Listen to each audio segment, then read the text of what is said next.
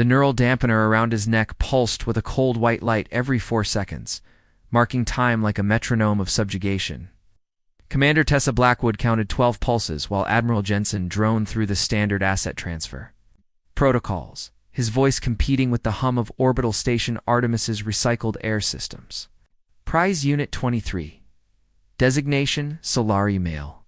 Estimated age equivalent to human 30 years. The Admiral read from his holopad, stylus tapping impatiently. Bioscans indicate standard humanoid physiology, with significant neural enhancements. No detected diseases, parasites, or behavioral anomalies. He glanced up with a smirk. Lucky you, Commander. Tessa's jaw clenched. The being stood motionless between 2 Marine guards, his silver-tinted skin reflecting the harsh lighting of Processing Deck 4. Unusual markings swirled across his exposed forearms, shifting subtly like liquid mercury. But it was his eyes that made Tessa uncomfortable, deep violet with horizontal pupils that reminded her of a goat's, assessing rather than pleading. Sign here and here, Jensen continued, oblivious to her discomfort. Standard ownership transfer, 15-year binding contract, unless terminated by death. Escape or administrative review, though, between us, Commander. Admin review takes longer than most captured Solari survive in captivity. At around them, the processing deck buzzed with similar transactions. Lieutenant Weber had acquired a diminutive Solari female who looked like she could snap his neck without effort, while Captain Diaz seemed bewildered by the tall, willowy being shuffling beside him.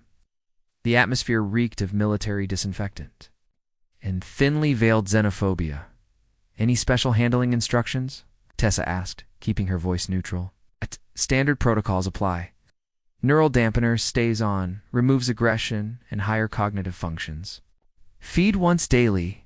Exercise recommended for optimal physical condition. Jensen leaned closer, lowering his voice. Word of advice from someone who's processed hundreds of these things: don't get attached. They mimic sentience convincingly, but they're not people. Remember that. The Solari's violet eyes flicked toward Jensen momentarily. Tessa could have sworn she saw calculation behind that seemingly vacant stare. Right, she replied, accepting the stylus and signing the transfer documents. Any other paperwork? Yes. The standard care manual. Jensen handed her a thin datapad, but most officers don't bother reading it. Common sense stuff: don't let them near weapons, communications equipment, or other Solari. Keep them isolated and you shouldn't have problems. When the transaction finally concluded, Tessa found herself walking the corridors with her new property, in a growing sense of moral unease. The Solari moved with fluid grace despite ankle restraints, each step silent and precisely measured. Deck 9, Section E, Quarters 517, announced the Marine escort as they reached Tessa's door. Standard security protocols are in effect. Any problems? Hit the emergency beacon. As the Marines departed, Tessa stood alone with the Solari in her quarters. The space suddenly felt claustrophobic, her regulation furniture, the viewport showing, Saturn's rings, the stack of tactical manuals on her desk. Well, she said finally, her voice too loud in the silence. This is awkward. The neural dampener pulsed white 13 times before Tessa's conscience won its argument with her military training. She stared at the control interface for several minutes before making a decision that would change everything. The device disengaged with a soft chime, and immediately the Solari's posture changed, shoulders straightening.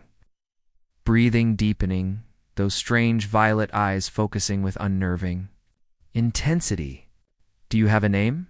Tessa asked, maintaining a careful distance, hand resting near her sidearm. Nix, he replied, his voice unexpectedly melodic with an accent that made the simple syllables sound like music. Do I? And you are Commander Tessa Blackwood, decorated officer of the Earth Alliance, youngest recipient of the Nova Cross for Valor. Tessa blinked in surprise. How do you the dampener suppress his actions, Commander? Nix said, studying her quarters with methodical precision, not observation. I've been watching you humans for quite some time now. 3 weeks after receiving her prize, Tessa's quarters transformed into something unrecognizable. Nyx had somehow coaxed her standard-issue environmental systems into producing air that smelled like a forest after rainfall. The lighting adjusted automatically to mimic Earth's circadian rhythm. And even her military-grade coffee synthesizer now produced something that tasted like actual coffee instead of recycled engine lubricant.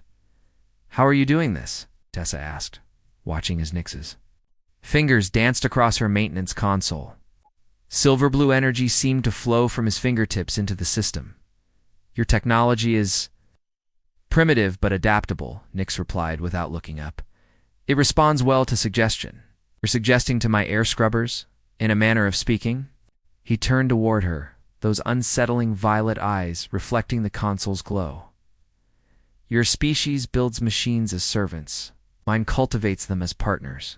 Sudden alarm blared throughout the station, followed by the bone-deep shudder of emergency bulkheads slamming into place. Yes. Tessa's cum unit buzzed immediately. "Commander Blackwood to engineering, priority Alpha," came Captain Harrison's tense voice. "Station's primary oxygen recyclers are failing." "On my way," Tessa replied, already moving toward the door. She hesitated, looking back at Nyx. Protocol dictated reactivating his neural dampener before leaving. "Go," he said simply. "I'll be here when you return." The crisis lasted 14 hours. 3 of the station's 5 oxygen recycling systems had simultaneously failed, and the engineering team couldn't identify the cause. By R12, emergency reserves were depleting rapidly, and evacuation preparations had begun. When Tessa finally stumbled back to her quarters, exhausted and defeated, she found Nyx sitting cross-legged on the floor, eyes closed in what appeared to be meditation. "Re-evacuating," she said, moving to pack essential items. "The recyclers can't be fixed." "They can," Nyx replied without opening his eyes. "But not with your methods." Tessa paused. "What does that mean?" "Your engineers are looking for mechanical failures?" "The problem is harmonic." He opened his eyes, rising with fluid grace. "The systems are resonating against each other, canceling their functional patterns." "How could you possibly know that?" "I can hear it," he said simply, like discordant music. Desperation made her reckless. "Can you fix it?" Instead of answering, Nyx approached her personal console and placed his palm flat against its surface. Silver lines spread from his hand, racing across the screen like liquid lightning. "What are you doing?" Tessa hissed, knowing she should stop him but unable to move. "Demonstrating trust," he replied, as station schematics bloomed across the screen. "Take me to Central Environmental Control. I'll need direct access." Every instinct screamed this was treason, yet Tessa found herself leading Nyx through emergency corridors, using her commander's override to bypass security checkpoints. When they reached Central Environmental, she found it abandoned all personnel, evacuating or handling crisis protocols elsewhere. Nyx moved directly to the main console, placing both hands on its surface. This time, the silver energy flowed more intensely, spreading throughout the entire system. "Their frequencies are fighting each other," he murmured. "Like your military so focused on domination that cooperation becomes impossible." The console began reconfiguring itself, displays shifting to patterns Tessa had never seen before. Within minutes, the emergency alarm silenced. The environmental readout shifted from critical red to cautious yellow, then stable green. "What did you do?" Tessa whispered. "I taught them to sing together instead of shouting over each other." Nyx removed his hands, leaving faint silver traces on the console. "Your recyclers will now function at 127% of their design capacity." They returned to her quarters in silence. That night, listening to the normally imperceptible hum of the station's life support systems now sounding somehow harmonious, Tessa realized her understanding of the Solari had been dangerously incomplete. "Why help us?" she finally asked as they sat before her viewport, Saturn's rings glittering in the distance. "The same reason you removed my dampener," Nyx replied, his gaze fixed on the stars. "To prove a possibility exists beyond what we've been told about each other." His hand rested on the couch between them, fingers long and elegant. After a moment's hesitation, Tessa placed her hand beside his, not quite touching, but close enough to feel the unusual warmth radiating from his. Skin, I think, she said softly. We have much to learn from each other. The revelation came during Tessa's routine maintenance shift, 6 weeks after Nix had saved the station. She was reviewing the environmental systems logs still operating at unprecedented efficiency when Lieutenant Reeves approached, his expression unusually grim. Commander, a word? He gestured toward an isolated console. Something you should see. The security footage showed Nix in her quarters while she was on duty. He appeared to be meditating, but the strange silver energy emanating from his body was unmistakably, and it was interfacing with her personal console. He's accessing encrypted channels, Reeves said quietly. Transmitting data packets during system maintenance windows when our security protocols reset. Tessa felt her throat tighten. What kind of data? Unknown? Encryption we've never seen before? Reeves hesitated. Commander, regulations require immediate report to Intelligence Division, and I know the regulations, Lieutenant. Tessa interrupted.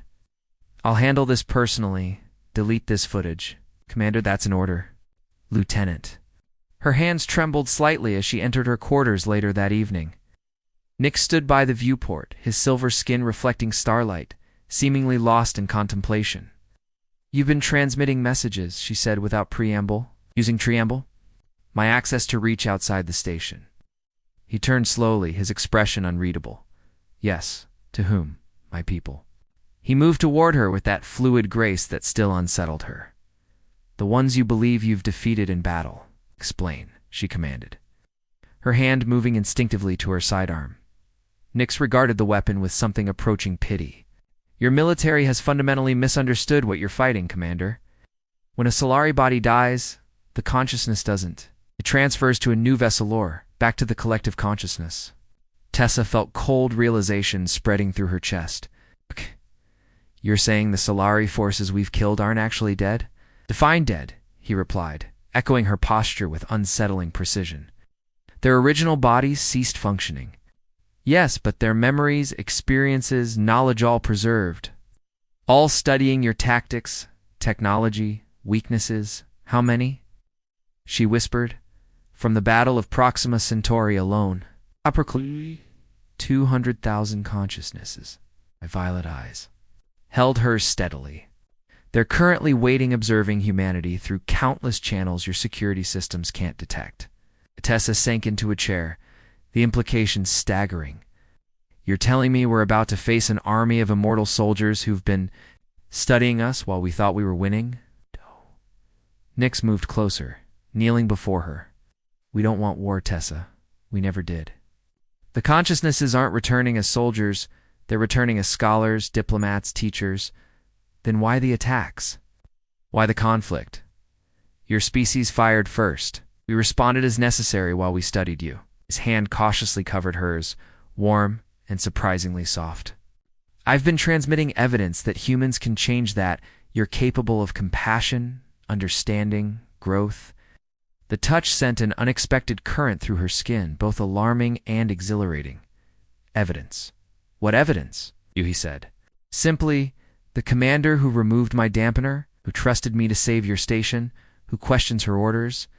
Their faces were inches apart now, his alien features somehow becoming familiar, even beautiful in their strangeness. Without conscious decision, Tessa leaned forward until their foreheads touched. An intimate gesture that crossed species boundaries. Help me understand what's really happening, she whispered. His breath mingled with hers as he replied, I will. But first you must decide where your true loyalty lies, with orders that lead to destruction, possibilities that lead toward something new. That night, as station lights dimmed to simulate evening, Tessa lay awake contemplating not just her career, but the future of human civilization itself, while acutely aware of Nix meditating nearby, his presence both comforting and terrifying in its implications. This is treason. Admiral Wexler's holographic projection towered over the conference table, his face flushed with fury. You're proposing direct negotiation with an enemy force based on the word of a captured specimen? Tessa maintained her composure, though her heart pounded painfully. Sir, I'm proposing we consider new intelligence that contradicts our understanding of the Solari. Round the table sat Station Artemis's senior staff, some curious, others openly hostile.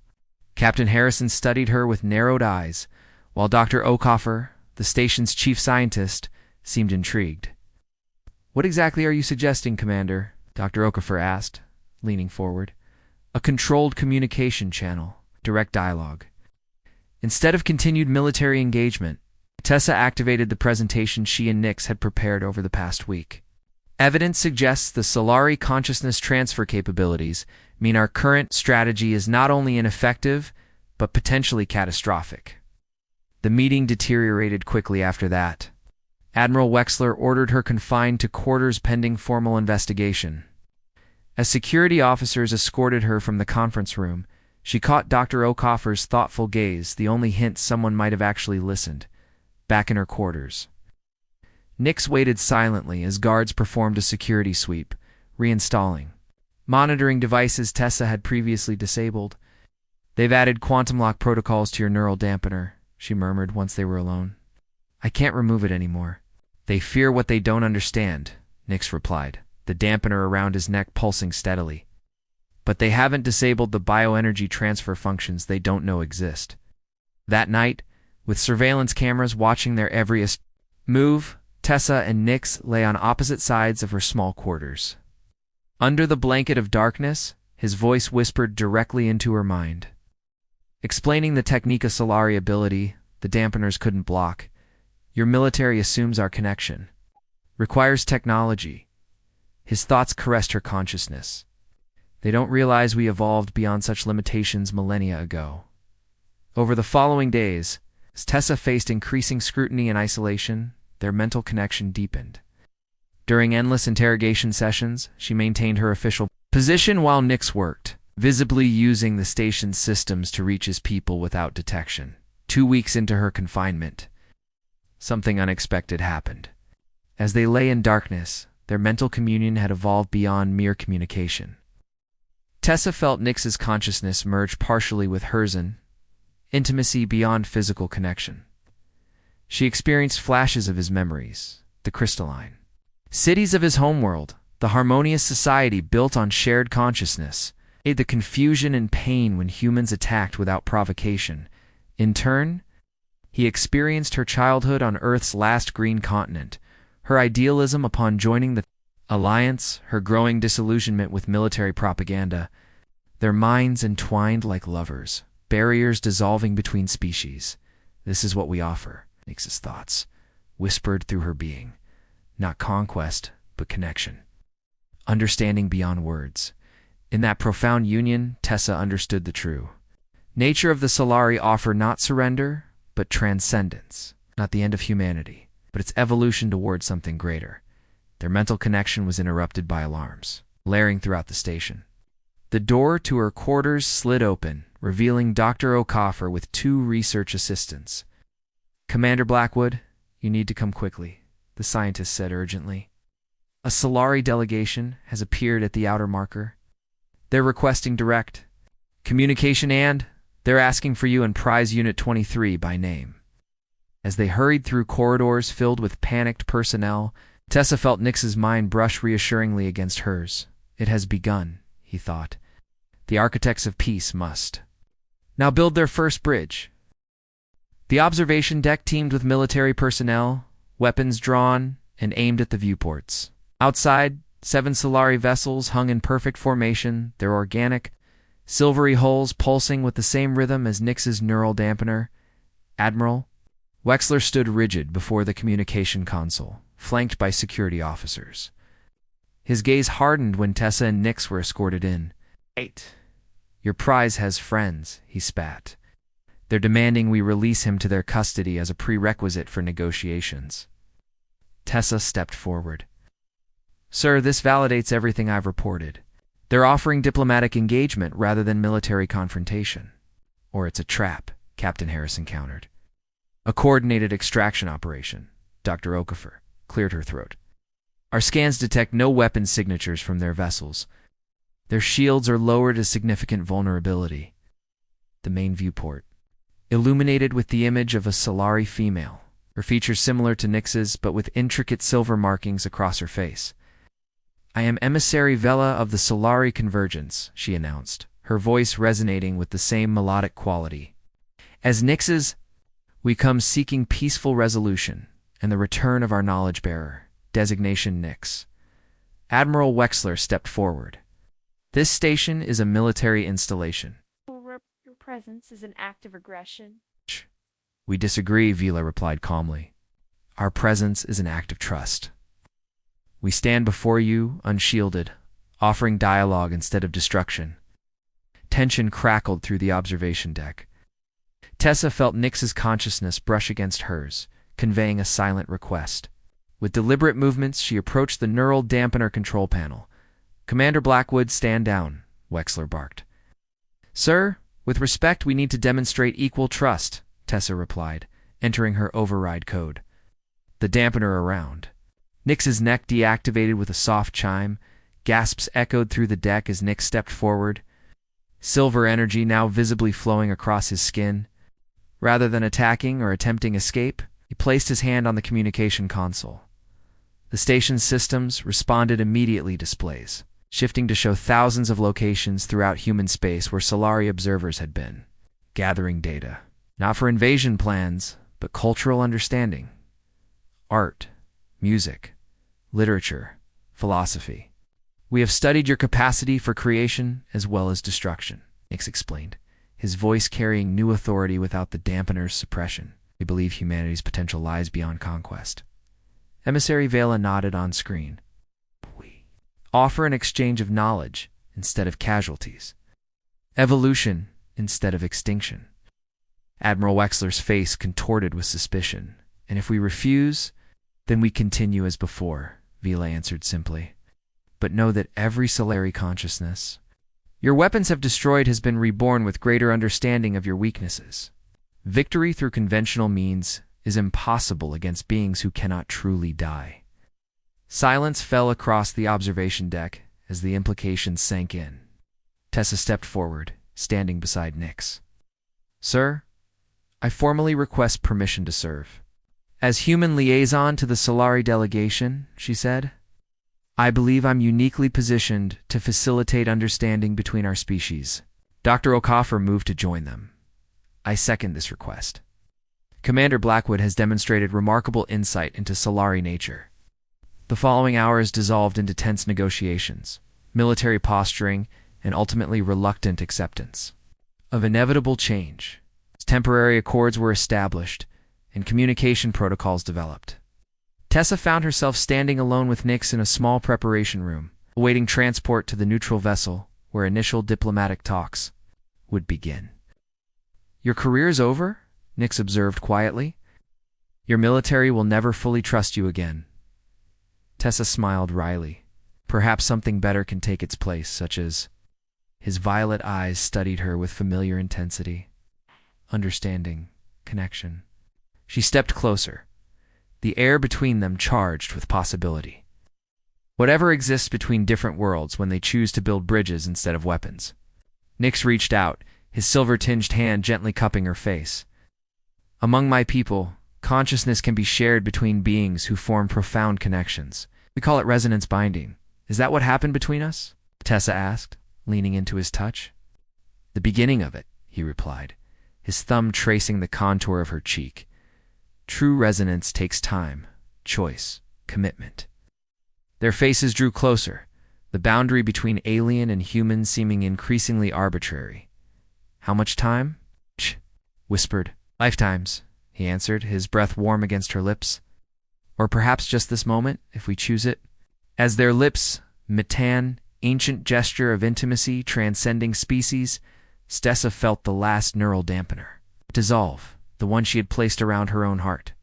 Outside the viewport, Earth Alliance vessels and Solari ships maintained their uneasy formation, the first fragile constellation in a new sky of possibility.